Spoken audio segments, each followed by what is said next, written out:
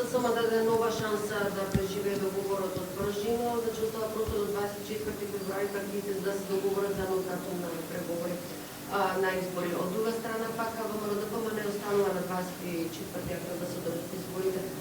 Сметате ли дека во овој период постои можност за компромис? И доколку евентуално не се постигне, како да го одржат? За Демократскиот сојуз е битно да се направи анализа дали договорот од Пржино се спроведува во неговата суштина. И затоа предложивме да се одржи воредна парламентарна седница на која што ќе се анализира спроведувањето на договорот од Пржино и доколку се процени дека договорот е спроведен во неговата суштина, вклучително и реформи во областа на медиумите, како и прочистување на избирачкиот список, тогаш нема пречки да се одржат изборите на 24 април. Но длабоко сме уверени дека избирачкиот список не може да се прочисти до 24 април, до денот затоа што претходно треба тој да биде прочистен. Исто така не се почнати реформите во медиумите и затоа има најголемо несогласување. Вие сте сведоци дека во Република Македонија имаме силна манипулативна медиумска кампања која што е насочена кон дискредитирање на сите други, освен на тие што се провладени партии или тие што се носители на високи функции во државата од страна на двете владеачки партии ВМРО, ДПМН и ДУИ. Нашите проценки се анализи кажуваат дека сепак ќе има померување на датумот и можеби како можем датум е 5 јуни. Но тоа се претпоставки, затоа е битно парламентот да расправа не четирите лидери за затворени врати, него пред целокупната македонска јавност да се отвори расправа за имплементација на договорот од Пржино и сите заедно да процениме дали тој се спроведува.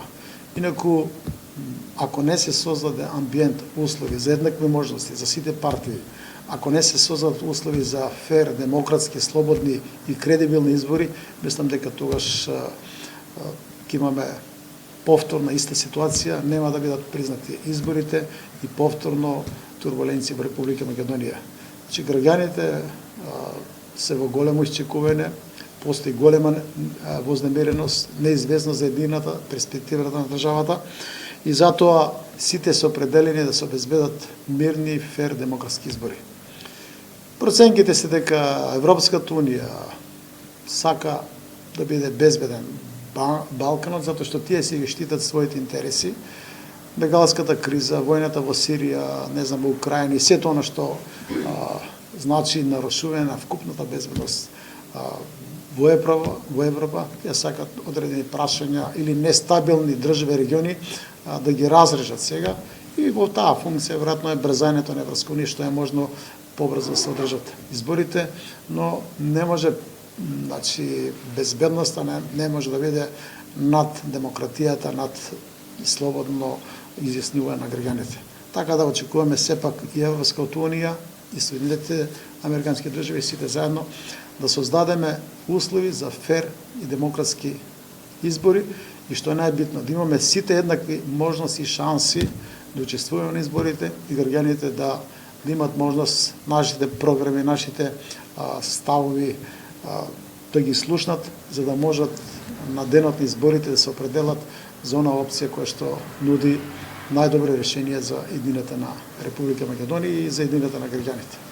Не мислите ли дека точно таа комисија која бара да се формира за спроведување на договорот од Пржино и секоја да расправа, собраниската расправа, ќе даде само легитимитет на веќе поднесената одлука на владеачкото мнозинство која практично ќе биде изгласана дека има услови да спроведуваат изборите на 24 предложи да се формира работна група, тројца од позиција, тројца од опозицијата пратеници, еден независен, да нема мнозинство ниту едната страна, ниту другата, и да собере информација, релевантни информации од сите државни институции.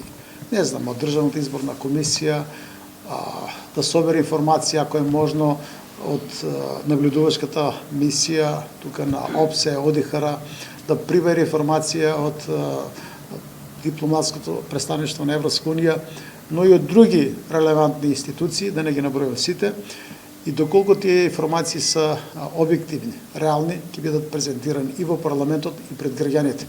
И граѓаните треба да проценат, да се убедат дали е договорот исполнет или не. Не е битно парламентот со мнозинство дали може да донесе таква одлука. Затоа што ако се бойкотират изборите, треба таквата одлука да почива на реални состојби во државата. Граѓаните треба да проценат врз основа на една таква расправа кој во суштина се залага за спроведување на договорот од Пржино, а кој го обструира, кој формално само го спроведува.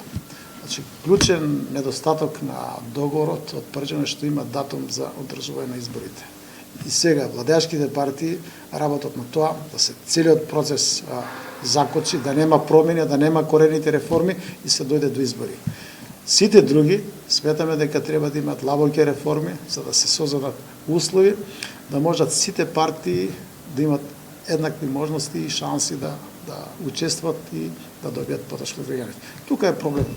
Инаку не е целисходно направите работни групи да предлагате на парламент кога знаете дека може мнозинство да донесе било каква одлука. Таа донесе одлука да го крши уставот, да го распушти парламентот, али да не важи одлуката веднаш, туку после одредено време. Така да, сепак, мислам дека е многу битно јавноста да знае кој за што се залага во Република Македонија. Кој тргнува од личните интереси, од интересите на партијата, а кој тргнува од националните, стратешки, државни и граѓански интереси. Благодарам. Да, поверите. Доколку не се поместат изборите, дали Демократски социјалистички сојуз? Значи, ние се подготвуваме за избори и се надеваме дека ќе се исполнат минимум условите за учество на изборите, но за тоа ќе одлучуваме тогаш кога ќе дојде 24 февруари, тогаш кога ќе се направи анализа дали има услови за да се оди на избори или не. За сега мислам дека тактиката на најавување учество на избори па враќање назад па повторно исто така не е добра стратегија и ги расколебува гласачите околу тоа дали ќе има избори, нема да има, дали да гласат и така натаму. Но тоа е тактика на СДСМ сега, околу тоа денеска нема да разговара.